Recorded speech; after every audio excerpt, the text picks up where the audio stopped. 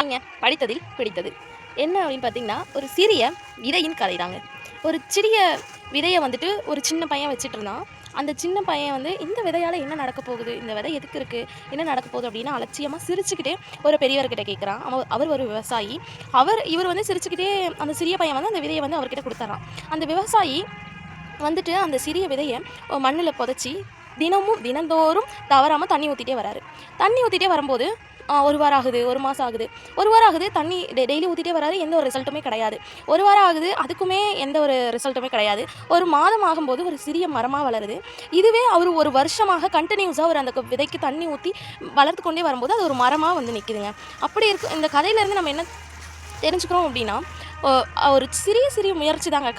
நம்ம செய்கிற வேலை சின்னதாக இருந்தாலும் பரவாயில்ல, அதை தொடர்ந்து கன்சிஸ்டன்சியாக நம்ம செய்யணுங்க. அதுதாங்க நம்ம லைஃப்பில் மிக முக்கியமானது. கன்சிஸ்டன்சிங்கிறது ரொம்பவே நம்ம லைஃப்பில் முக்கியமான ஒன்று.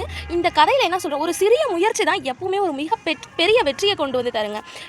இந்த பெரியவர் பண்ண மாதிரி சிறு விதையை விதைத்து அவர் எவ்வளோ நம்பிக்கையுடனும் தன்னம்பிக்கையோடு அந்த விதையை வளர்த்துட்டு வந்திருப்பாங்க. அதே மாதிரி தான் அந்த விதையும் தன்னம்பிக்கையோட நிலத்தில் முட்டி மோதி ஒரு செடியாக வளர்ந்து இன்றைக்கி எல்லாரும் அண்ணாந்து பார்க்குற மாதிரி மரமாக வளர்வது போல் நாமளும் நம் வாழ்க்கையில் தினம் சிறிய முயற்சி நம்மளை எல்லாரும் மரம் போல் அண்ணாந்து பார்க்கும்படி செய்யும். மிக்க நன்றி. தேங்க்யூ.